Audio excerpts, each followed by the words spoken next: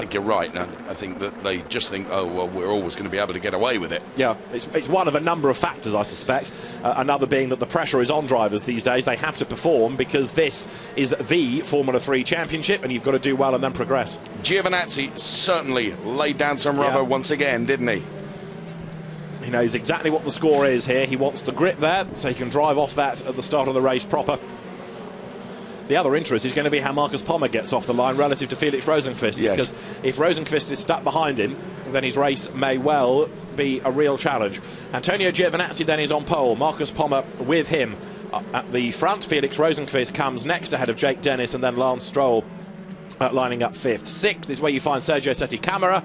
Behind him, it is George Russell, Alex Albon, Ryan Feiter, Charles Leclerc. Look lower down, you've got Menezes starting 16th. He's normally a live wire. Gustavo, the American driver, one to watch as well. Max Günther, the Norris Ring winner, only 13th on the grid. Nabil Jeffrey scored points for the first time yesterday in race 1, but he's 23rd here. And then looking further down, Brandon Maisano, who was in the points in race 1, starting way back, 30th on the grid. So 34 cars we have this weekend. Once more, the team that is missing from Zandvoort is Euro International, still struggling to get drivers committed, and it looks as though that might be a team that we don't see very much more of this year. But on track, as the sun starts to break through, the drivers getting some warmth into the Hankook rubber. This is how the circuit looks. You've got that traditional, the familiar archetypal Zandvoort shot really of the first hairpin Tarzan, and then the first sector is up between turns 7 and 8 at the top of the lap, a very short middle sector bringing them down to the Audi S. And then the old boss out curve now, effectively two right-handers, the Kumho and Arie Luyendyk corners, parts 1 and part 2 respectively of that sequence, which you're looking at the top of the screen now as the cars go from the Kumho Bocht then to the Arie Luyendyk corner, with all the different tourist attractions around. There's the caravan park, there's the centre parks on the doorstep, lots of hotels nearby, the Zandvoort town, there's the beach, the other side of the Tarzan hairpin. And Zandvoort as a circuit, a real focal point of what is a busy seaside town. And it's good to have the circuit on the up once more, running more race meetings, bringing more people not just to the track but to the area as well. I know there's always going to be a criticism from local residents about the noise of a race circuit, but the number of people that are here this weekend and finding a hotel room nearby is a bit like finding things that fall out of the back of a rocking horse. So it's certainly good for the local economy, isn't it? You know, it's brought a lot of people to the area. There is Giovinazzi up onto pole position.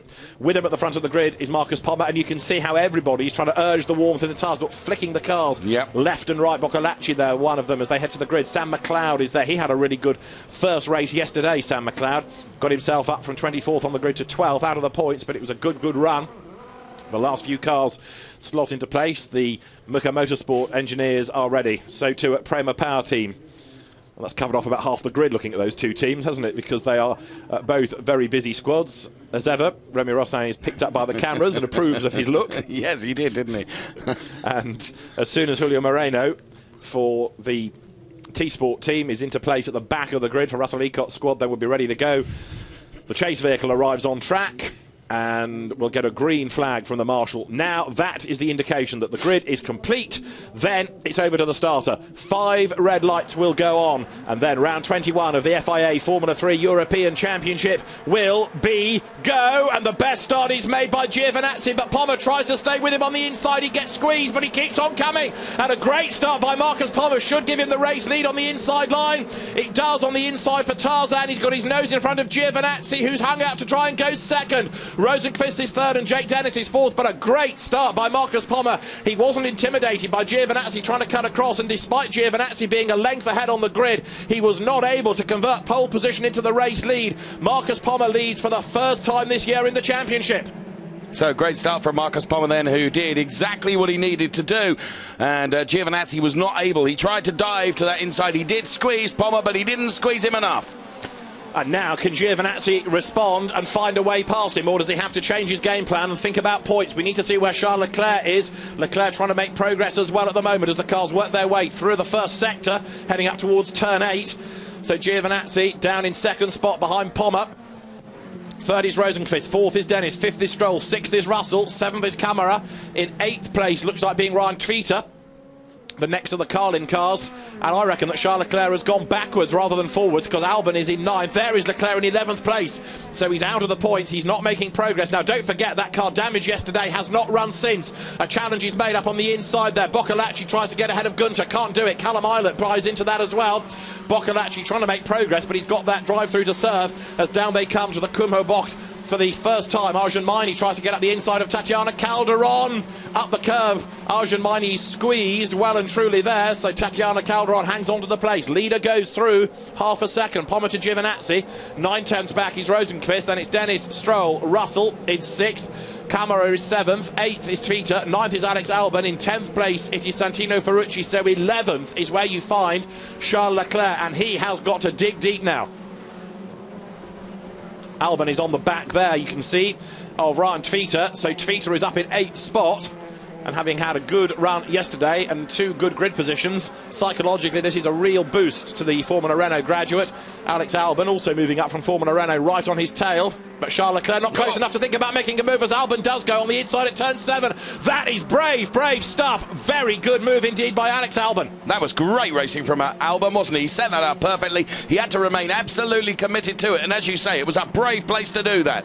And so he's got past Twitter straight away. Ferrucci tries to see whether he can do anything about that, and he's taking Charles Leclerc with him.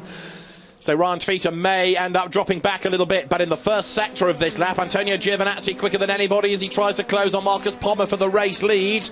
Look back, there is Charles Leclerc, who if anything is having to defend from Gunter. Down they come towards the Audi S, and Twitter has got Ferrucci all over him now. The two of them running together, Ferrucci in the orange car, Twitter in the yellow car ahead, and getting forced out wide is Boccolacci as there. Callum Ilott goes through, and he takes 13th place in the Red Bull car. Callum Ilott goes through.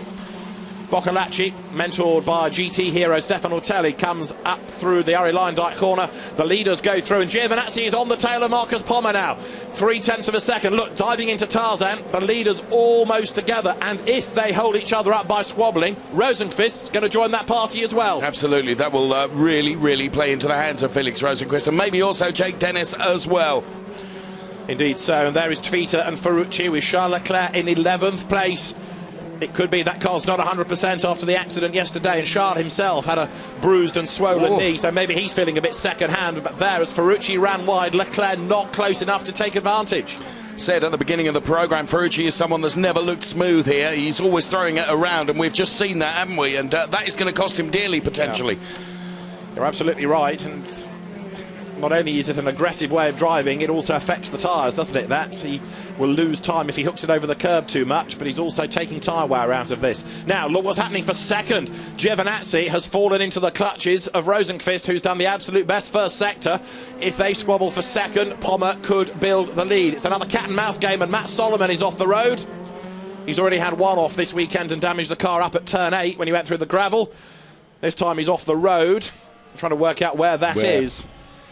Strangely, we haven't got a yellow flag out in a sector yet, so Solomon is off. The Hong Kong driver, not for the first time this year, I'm afraid, is in strife. And this is, in fact, where he had his off in free practice earlier on in the weekend. It's coming out of turn 8. He should be able to get going from there, but his tyres are in a fairly bad condition, as you can see. Blistered after the spin, and they picked up lots of rubbish as well. So, the car is on the grass. And if it's going to stay there, and it is, because the steering wheel comes off, then that's going to be a safety car to get that out of the way. This is Dorian Boccolacci serving the drive-through, and there's another one coming in behind him, is there not? Which is a Fortec car by the look of it. That, I think, is Matt Rao. So Boccolacci's drive-through, that's a carryover from yesterday. We knew about that one, but the other car that's in the pit lane is indeed Matt Rao with a problem. Safety car deployed. So Boccolacci having served his drive-through penalty now, and with the safety car deployed, he'll be able to get back onto the back of the pack, won't he? Here comes the safety car. Well, it was a little while before that was deployed there, wasn't it? Yeah, I mean, we'd seen Solomon getting out of the car, but the car had moved, whether by push or whether by a reverse gear, and it had moved away from the barrier as though there was the chance of it getting back on the track. But as soon as the steering wheel came off, then in consultation with the marshals on post, then yep, the car is stranded. We do need the safety car. So out it comes, and all the gaps, of course, will come right down. I'm fascinated to see how this restart's going to pan out, because yesterday and again at Spa, we commented on how sluggish on a safety car restart Marcus Pommer has been. There was one at Spa where he really was caught napping. Yesterday he was a bit slow away in the second race, and that enabled gaps to widen as Matt Solomon, safe and sound, but out of the race. And so if the race leader is slow on a restart, he can get swamped. Yes. So Pommer has got to really perform on the restart for this race. They're coming now down towards the Tarzan hairpin. Safety car will pick them up, and then we will very shortly hopefully go back to racing, because I can't believe it's going to take long to get this car out of the way. Well, it's not damaged as far as we can tell, and so the field all bunching up behind the safety car here at Zandvoort. So as we follow the pack through then, safety car having been deployed for that car in the gravel, and it shouldn't be too long before that can be retrieved. So another look at the start. But Giovinazzi, although it was a decent getaway, Pommer absolutely nailed it. Look, he got a squeeze. There was enough room, but Pommer there on the dirty line, look, so he had to try and squeeze himself back onto the line, and by levelling with Giovinazzi all the way down to the corner, he had claimed the inside line, got his nose in front on that shorter line job. Very well done there.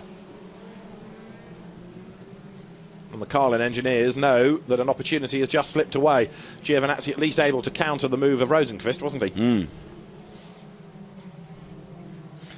But now with the safety car deployed, I wonder whether Giovinazzi will be thinking here is going to be a great opportunity for him, as the race will get back underway very, very shortly. No word yet on when that safety car is coming in, but can't think it will be very long, because it'll be too difficult to retrieve that car of Solomon.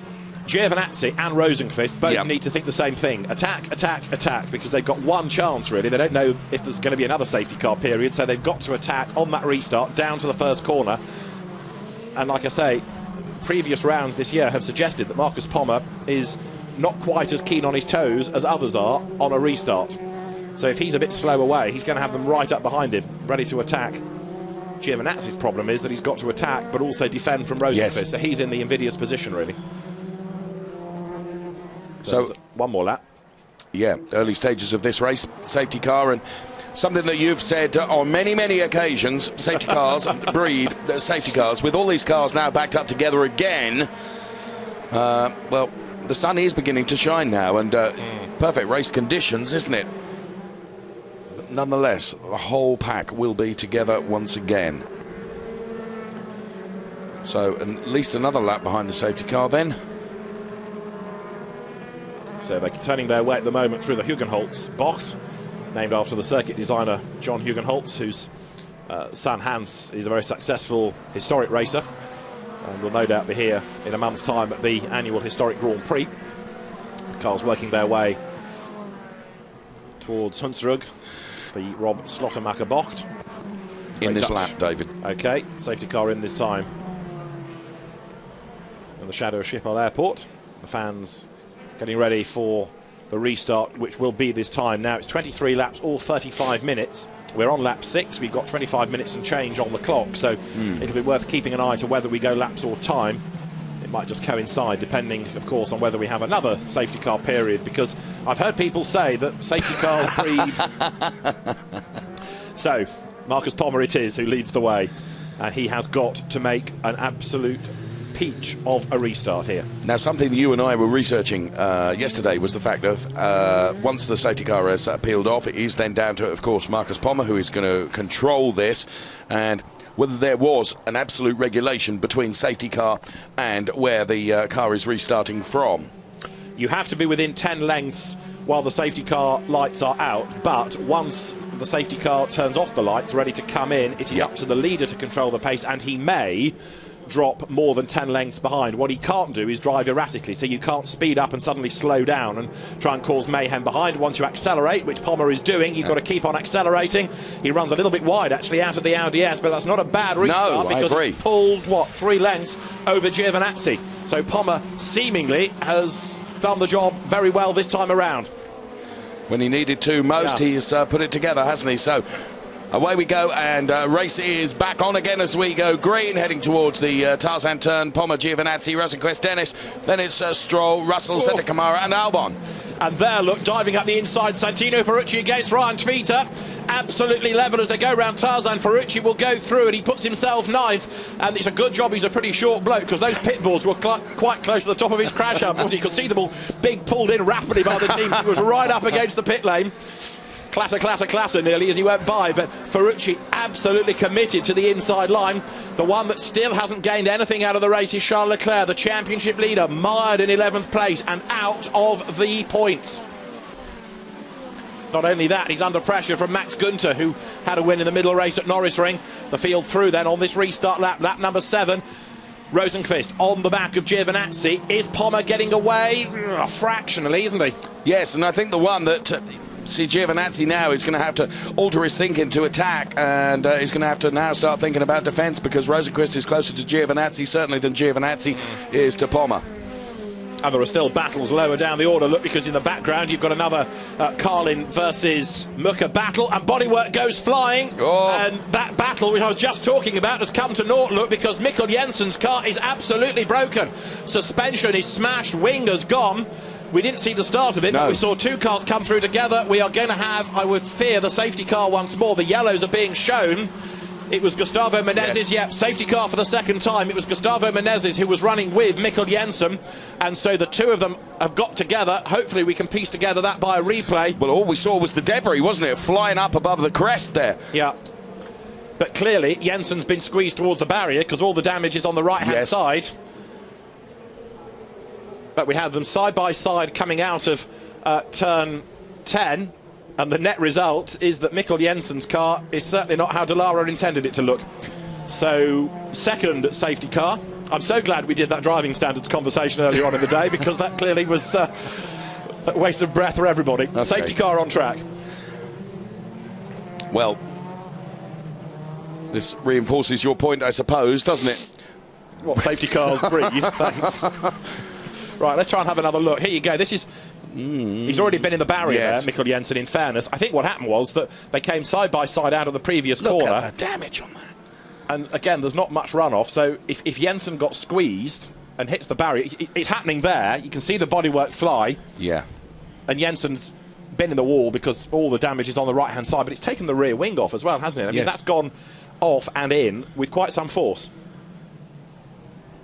But we saw yesterday, if people get forced out wide there, anywhere near the dirt, that just kind of drags you off the circuit. It does. It goes. Yeah, you're right. Pulls you in, doesn't it? Yeah. And that car has been pulled in big time, hasn't it? Look at the, we're seeing it now from the rear, and the damage at the rear there. It's been a big, big hit, that. Yes. Oh. So Mikkel Jensen is okay. Gustavo Menezes, I think, has got away with that, just looking at it. Is he still circulating, or did he pit, Dave? He is still circulating, isn't he? 25th. Yeah. And I'm waiting to see whether there's anything about an investigation about that. I'm sure it'll come. I think that message is in the post, isn't it? So the safety car is deployed. Second use in the race. I'll give you the race order, but it's not changed very much. It's still Pommer, Giovinazzi, Rosenqvist, Dennis, Stroll, Russell, Camara, Albon, Ferrucci, Tvita, the top 10, which means that Charles Leclerc, the Monegasque, the championship leader, is still out of the points in 11th place. And not looking like he's about to break through either. No. Now, still no message I can give you about that incident and whether it's being investigated.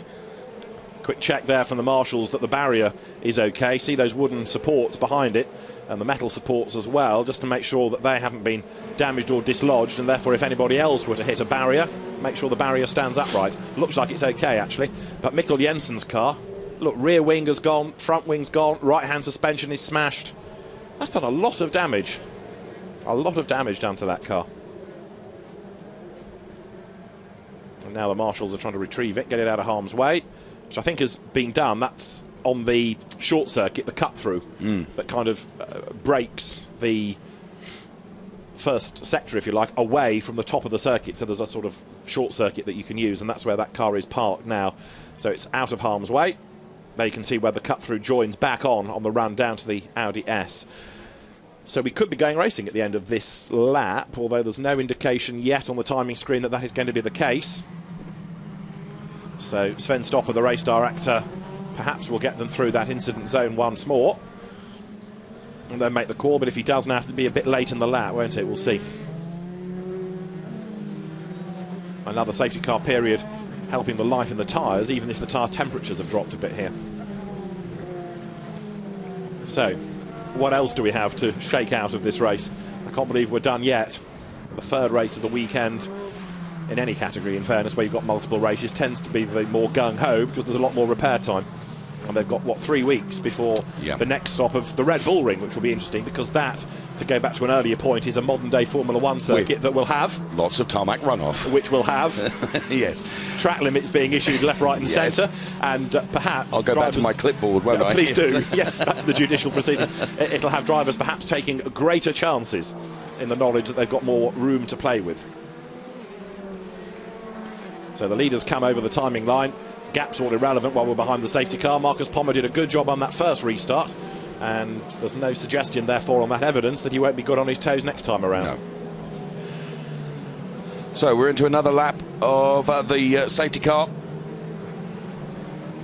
with Pommer, Giovinazzi, Rosenqvist, Dennis, Stroll, Russell, Satakamara and Albon, the top 8. And it's...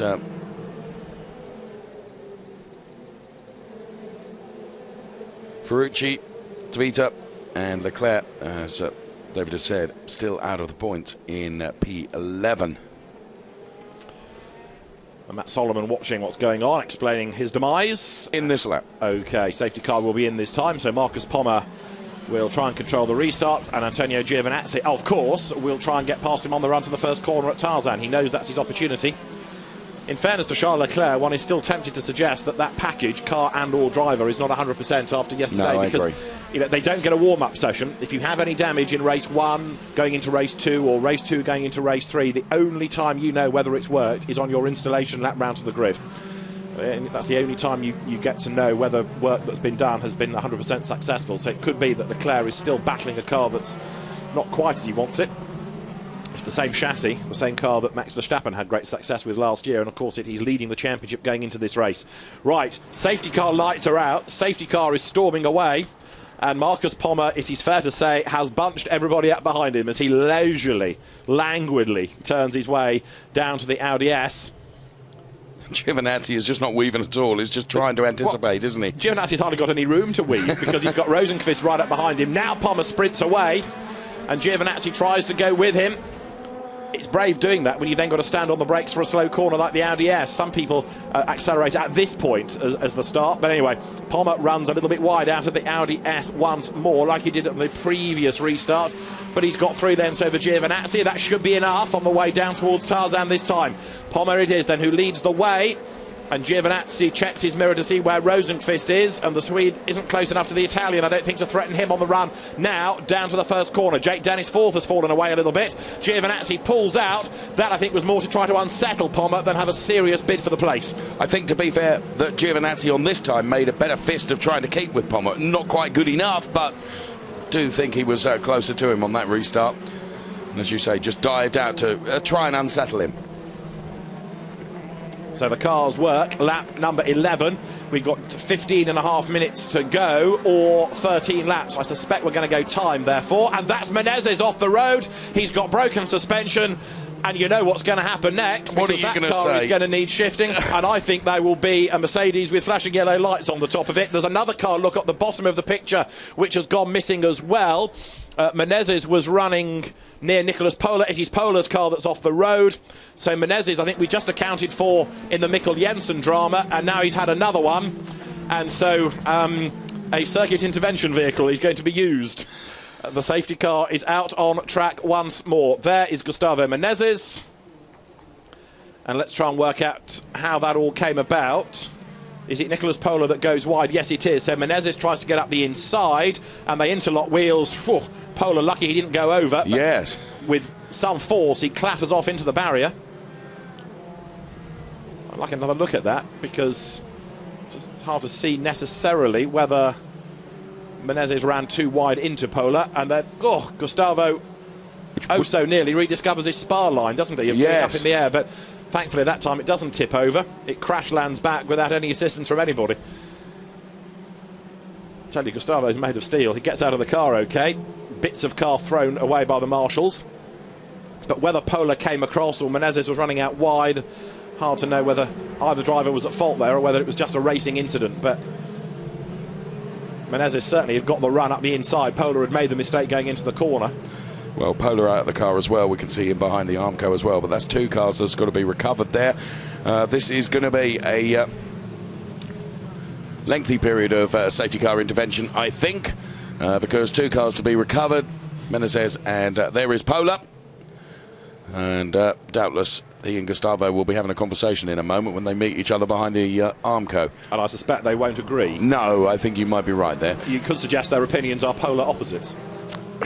There is Nicholas Pola's car then up against the wall. Now, that incident will be reported to the stewards of the meeting between car number 4 and car number 18. That is Gustavo Menezes and Nicholas Pola, going to be looked at by the stewards of the meeting. So, still interested that nothing's come up about the Jensen incident, although maybe it's because there wasn't vision of it. We kind of picked up on it because we saw the start, yes, and worked out who was doing what around that battle, but maybe because the vision was changing from one camera shot to another, it was harder for the stewards to piece together. Have another look, you see, because there Pola makes the mistake. Yes. He goes deep into the corner. Menezes is virtually alongside, and Pola tries to get back on the I'm tempted to say Pola, slightly more at fault there. Okay. But, you know, Menezes was virtually alongside him.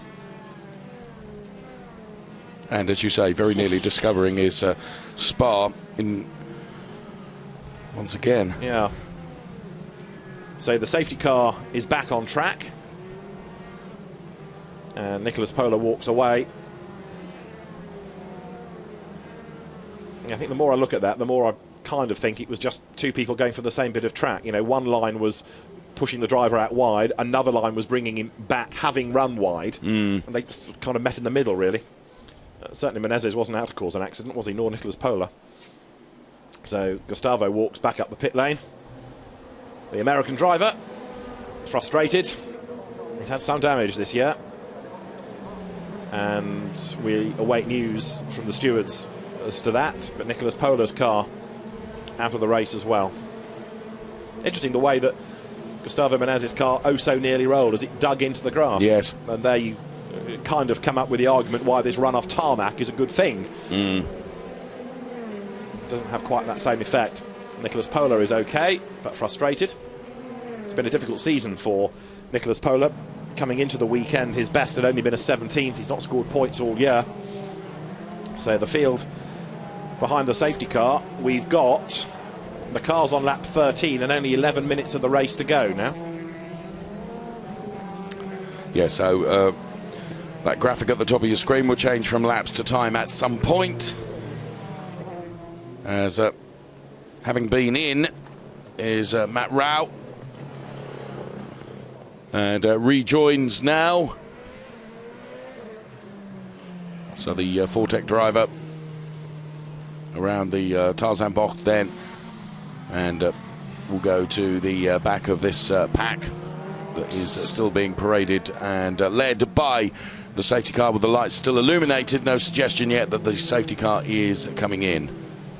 I reckon we need to do 18 laps to be sure of having done 75% for full points. Right. We've got 10 minutes and we're on lap 13. We've got to get 5 more laps in. 75% takes you to 17.25. That's another Pola moment, isn't it? Ahead of teammate Alessio Lorandi. So Nicholas Pola has been in the wars a bit in this race. Fabian Schiller there on the outside of Michele Beretta.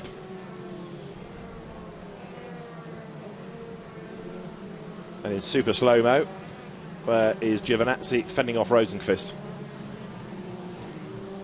And Giovinazzi, of course, keen to try to outscore Rosenqvist.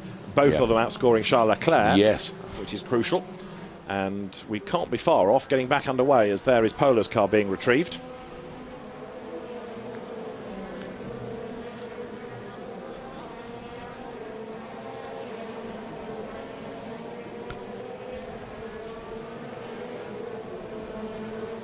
So as that car is the last one of the two to be retrieved, and once that's done and Marshall's back on post, and we will be away and racing once again.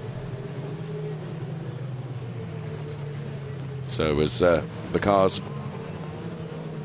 being led around by the safety car.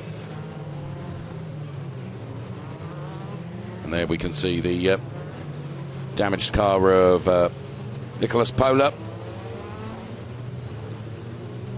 being taken off the circuit. I reckon if things stay as they are, Giovinazzi will take over the lead of the championship. Do you? Some very crude maths, but that's my limited mathematical prowess telling you that he will, because he will get the points for second, and Leclerc currently is still in 11th and out of the points. Just to label the point again, but Charles Leclerc needs to somehow get himself up the order. We've said all year that with a 33 race campaign you've got to bank points. Well, this is round 21, so we've now got fewer opportunities to do that banking. A chance to have a quick look here at wing adjustment. Right. Still no news on the safety car coming in, I'm afraid to say, which means more of the David Edison Joke Book 17, which is the volume that we're on at the moment. Yeah, remaindered. The other line was about drivers being up before the beak, but I swerved that one. So we are on lap 14. We've got just 7 3/4 minutes to go. We should get to 18 laps, shouldn't we? Just. But the danger is we end up with half points. Yeah. So Sven Stopper is going to get the race back underway as soon as he can. Now, you're someone that's been taken into his confidence a lot this weekend, and you've actually been given the grand tour, haven't you, of race control? I've spent some time in there, yes, and also getting his opinion on driving and driving standards and circuit layouts and the like. And I mean, he's one of the more experienced race directors. You know, he does FIA F3 and has done for a couple of seasons, the Formula 3 Euro Series before it for many years. Yes. He took over the DTM a few years ago. He does ADAC GT and the ADAC Formula 4. You know, he's somebody that almost every weekend is imbued in running races, knows how to run a race, knows the rule book inside out. And I haven't spent a race with him in race control, but I am told that he's very calm. You know, he's not somebody that panics or gets himself in a state. You know, he's just very calm and methodical and does things properly. You know, and if he thinks there's any danger to marshals or to drivers, then okay, he will call for a safety car. One of the things he was explaining to me is that after Jules Bianchi's awful accident last year, there's been a change in the sporting code of the FIA regulations that says that if you have to have marshals working trackside in order to attend to a car or a driver, that must be covered by a double waved yellow flag. Okay, but now the sporting code says that a double waved yellow flag in that situation is not enough. You have to have a safety car to protect them. Well, it's coming in this lap, if I may tell you that. Thank you. But interesting to learn how those regulations are changing, and there we can see the lights are out on the safety car. So we have, what do we got on the clock here? 6 minutes and counting. Well, just under, yes. I mean, it could be 5 when we get to the timing line, because it's 5 3/4 minutes now, and they're not racing yet, although they're not up to race pace, but they are about to go now. Giovinazzi almost on an overlap there. He's got to be careful Palmer doesn't weave into him, but Giovinazzi is staying right on the back of the race leader. He's been given another opportunity, the 4th start effectively. Palmer gets away into the S. Giovinazzi doesn't go with him there, and actually is prey for Rosenqvist's attack on the run now up to the restart of the race. So Marcus Palmer has got away. He did do a good job on that restart, and so the green flags will fly to get us back underway for 5 minutes and 10 seconds now. When they get up towards the timing line, which will happen any second now, we will have, what did I say, 5 minutes? It's 5 minutes and 2 seconds of the race to go, down to Tarzan hairpin. Palmer leads by 0.4 of a second. Well, Giovinazzi has got closer to him and has shaken off just for the moment the charge from Felix Rosenqvist, but another great safety car restart from Marcus Palmer, who up until coming here had been a bit sluggish in those scenarios. Indeed, and we're on lap 16, so we should get 18 in to give us full points to be on the safe side. As I say, 75% is 17.25, so round it up, 18 laps and you're safe. And now the race leader, Marcus Palmer, offered an opportunity of his first win of the season, and he's had to cope with everything, hasn't he? Like getting ahead of the race leader and controlling restart after restart after restart. He leads the way, and I would say now he's getting away from Giovinazzi. Third is Rosenqvist, Dennis is fourth, fifth is Lance Stroll keeping out of trouble, and sixth is George Russell. Lance Stroll doing a good job here on merit, running in fifth spot. There is Alessio Lorandi trying to get on the back of Sam McLeod, trying to get on the back of Nabil Jeffrey, the Malaysian driver in the Petronas liveried car, the turquoise and white Dallara there. Look, coming out of turn 8 now. The leader is on his way to the Audi S. Marcus Pommer looks as though he's going to be on target for a victory now, because there's been little that Giovinazzi's been able to throw at him, really, in true race conditions. No, you're absolutely right. So, a great job from Pommer as there.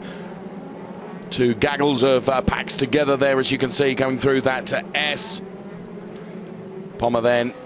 And there is Giovinazzi, there is Rosenqvist and Dennis. They're all gapped, the 1, 2, 3, 4. And as you've said, Lance Stroll running in P5. Then it's George Russell. So into the Tarzan Bocht once again. The 1, 2, 3, 4, 5. All very, very well gapped out together. Look. And it was 5/10 that Pommer had. Callum Eilert into the gravel and back out again. Eilert was 14, so it doesn't really affect things for the points. Thankfully, he's able to carry on in the race, although he's got Dorian Boccolacci behind him. 3 more minutes of the race remain. Pommer leading the way still from Giovinazzi second. And Giovinazzi having one last push. This is what happened to Callum Eilert. Just a big, big lock-up coming into Tarzan. Gets his foot off the brake, lets the car take its line through the corner, and then puts his foot down to dig himself out of the gravel, gets it back onto the circuit. Job well done there. Looking further down the order, 3/10 between Leclerc and Tvita, and that's just denying Leclerc for being in the points, isn't it? Tvita P10, Leclerc P11.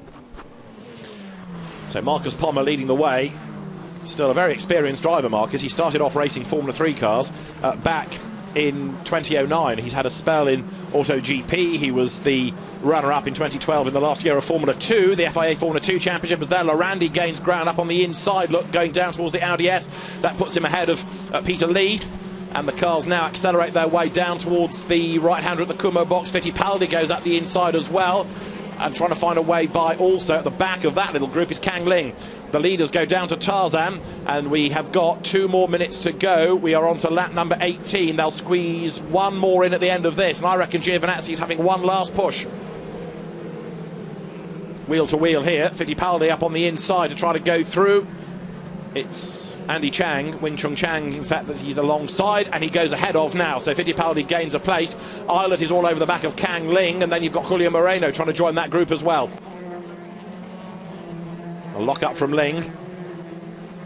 And into the pits comes Ryan Tvita with damage.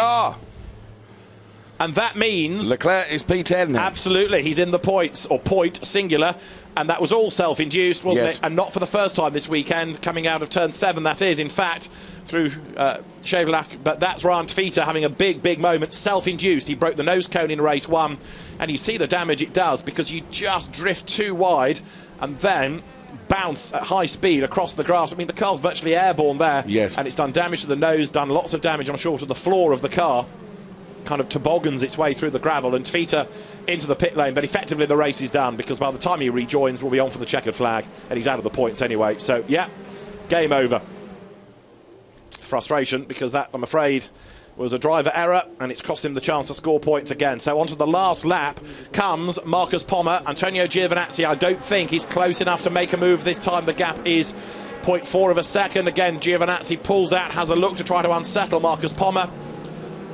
Been a difficult year for Marcus. Mechanical problems, some incidents of his own making. Black flag, wasn't he, in the third race at Spa, for example, after a couple of incidents, and he was taken out of the race to prevent any further. But here he has controlled the race. It's a modest gap, but it is a gap, and that's really what counts. Giovinazzi, though, for second, should move into the lead of the championship now.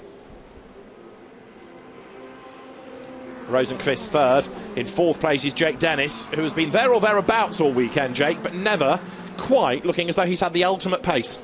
No, you're right. So there is Marcus Pommer, then Antonio Giovinazzi. He's not been able to take it to him. He's had a couple of safety car interventions to really close up, and he's certainly tried to do so on the restart, but Pommer has always had the measure of it. And this is a win that has been a long time coming, hasn't it? Marcus Pommer, the reigning German champion. I know that's not as wasn't as competitive a series last year as it had been in previous years. You can only beat who you're up against, though, and Marcus Pommer did do that. Motor Park is a team new into this championship this year, and it's finally all come good. First podium in race 1, a penalty retrospectively in race 2, but it's going to be a win in race 3 as Marcus Pommer then works his way now up through the Ari Lindijk box. He comes up towards the checkered flag, and Marcus Pommer wins round 21 of the championship ahead of Antonio Giovinazzi, ahead of Felix Rosenqvist. Jake Dennis comes home in 4th, and the rest pour through with Stroll 5th, Russell 6th, 7th Camara, 8th Albert, 9th Ferrucci, and 10th a solitary point for Charles Leclerc. It should have been so much better, shouldn't it, for him? But in the end, it is just a 1 point for Leclerc, but it's 25 crucial points for Marcus Pommer. So Pommer then victorious and across the line with 5/10 over Antonio Giovinazzi, who was never able to take it to him. So the Motor Park driver takes the win, then he's absolutely delighted with that, and of course he will be. And there we can see the Jake Dennis car, who, as you so rightly said, has not really, just doesn't seem to have all come together. Just thinking whether Jake will have raced here before. I'm racking my brains to think whether he would have been here in Formula Renault, for example. But certainly because this championship wasn't here last year, he won't have raced here in a Formula 3 car. And it may be that those with a bit more circuit knowledge have been in the box seat this weekend. Marcus Pommer becomes our 7th different winner of the year. And he's celebrating the moment, isn't he? That's for sure. Here is the replay of him taking the checkered flag up out of the Ari Lindijk box, flag at the ready. He wins by half a second in the end and pulls right over to celebrate with the team as he comes past the pits. A bit of a weave there, which might be a finger wagging post-race. Bear in mind he was given that penalty retrospectively yesterday for unnecessarily changing direction, I think was the way it was phrased. Anyway, for the moment, let's not worry about what he might have done after the flag. The fact is what he did before the flag, and that is to control the pace of the race and to come through as the race winner. Marcus Pommer then doing a very good job indeed. So delight down there, of course, on the Moto Park pit wall as well. First win at this level, which is important, up against, you know, crack teams like your Carlins, like your Prema, for example, and your Van Amersfoort. So to get into that company, very good indeed. Muka Motorsport, the other winning team this year. Marcus Pommer picking up dirt on the tyres just to make sure that there's a bit of weight in the car post-race, so there's no fear of it being underweight. So Marcus Pommer it is then who scores a race win, with Antonio Giovinazzi 2nd and Felix Rosenqvist 3rd. Jake Dennis 4th ahead of Lance Stroll and George Russell 6th, with Sergio Seti Camara, Alex Albon, Santino Ferrucci and Charles Leclerc rounding out the point scorers. But a pretty bleak weekend relatively for the championship leader, or previous championship leader, Charles Leclerc. Raoul Hyman is the best of the rest, ahead of Norris Ring winner Max Günther. Fabian Schiller 13th, ahead of Tatiana Calderon and Michele Beretta. Sam McLeod 16th, ahead of Arjun Maini. After him, it was Nabil Jeffrey, Alessio Lorandi and Pietro Fittipaldi, with Wing Chung Chang 21st, Callum Eilert 22nd after his gravelly moment at the end. And there, the casualties, Pola, Menezes, Jensen, Solomon, all out and all with damage. I wonder if, when we reflect on this season right at the end, when the champion is crowned, whether this is going to be a weekend that will be one of the focal points, David. I think if it's in the context of it not being Charles Leclerc, yes, absolutely.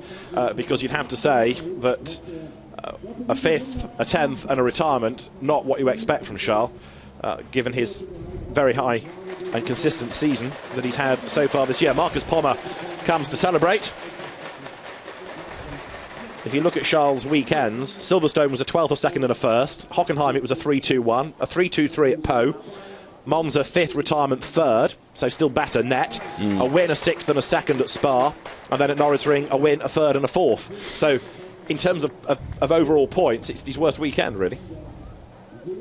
But Marcus Pommer is, for the moment, the man of the day, isn't he? Because he takes his first victory, and significantly for the team, he gives Motor Park a first win as well.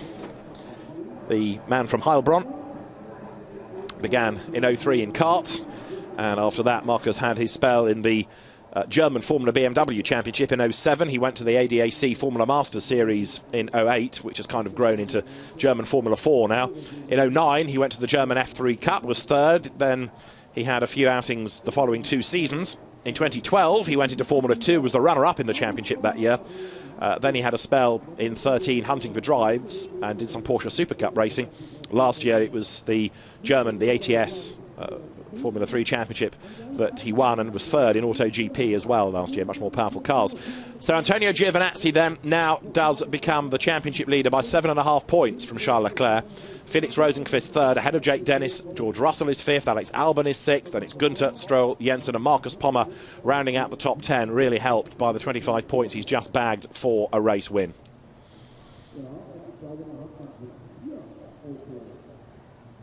The next stop, as we've been saying, is the Red Bull Ring, and a very different type of circuit. It's based on a traditional layout of the old Österreich Ring, but made into a modern-day Formula 1 venue. It's got all the undulations. It's in a great setting, the Red Bull Ring, but it is, by dint of being a modern F1 circuit, one with all the runoff area, and that in turn, I suspect, will have a different feel to the racing, the way that the drivers treat the lap.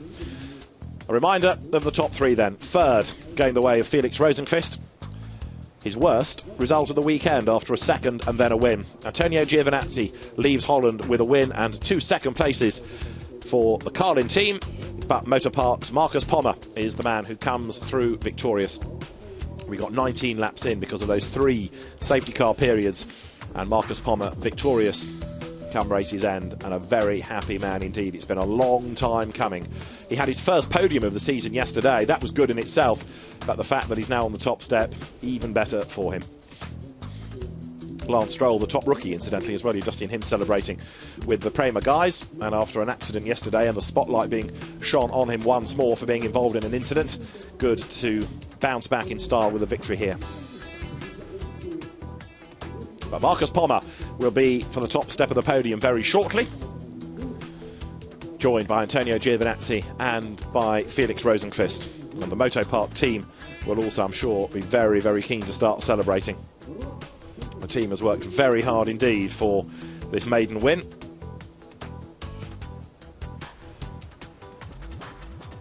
Motor Park run by Timo Rumpkeil, and with a good pedigree in winning the German and the European Formula Renault Championships, as well as the German F3 Series. It's also been successful in GP2 and has taken victories also in the past in Formula 3 Masters. Ran a car last year here in that event as well. So everybody being rounded up behind the podium. The rookie drivers are there. Lance Stroll, George Russell and Alex Albon being the top 3 in the class there. But for the outright podium, Marcus Pommer is invited forward first. Eric Weijers there, who is the CEO of the circuit here at Zandvoort, will make the presentations, and Marcus Pommer is a very happy man. Antonio Giovinazzi, the new championship leader, is there for second place, and Felix Rosenqvist third. Motor Park is represented as well as for Marcus Pommer. We have the German national anthem.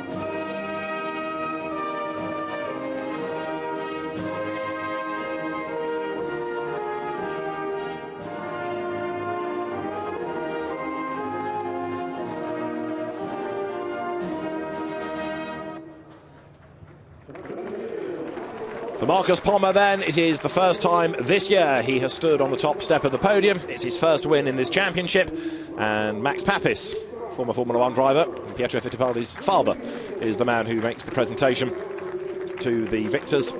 Eric Weijers hands over the Motor Park Teams trophy. Second place trophy to Antonio Giovinazzi. As I say, he's taken over the championship lead. It's a slender 7.5 points, but it picks us up nicely to go to the Red Bull Ring with a real fight at the top. And there Felix Rosenqvist takes third position. Mr. Zandvoort, as he had been dubbed sort of pre-weekend, only taking one victory to add to his tally, but he excels around here normally, and he's a double winner of the F3 Masters. So the three drivers all huddling together on the top step. Antonio Giovinazzi in the yellow overalls, Marcus Palmer in the middle, then Felix Rosenqvist are about to celebrate because it's their last race of the weekend. Henkel-Trocken is sprayed, and they can now think about the Red Bull Ring and how the remainder of the championship is going to pan out, because after that they go not to Moscow as initially planned, but to Portimao in early September. Then it is the Nürburgring late September, and then Hockenheim. So just 4 more venues in the calendar for the FIA Formula 3 European Championship. The next stop is in the Austrian mountains in 3 weeks' time. We'll see you there. For Dave Richardson from David Addison, bye for now.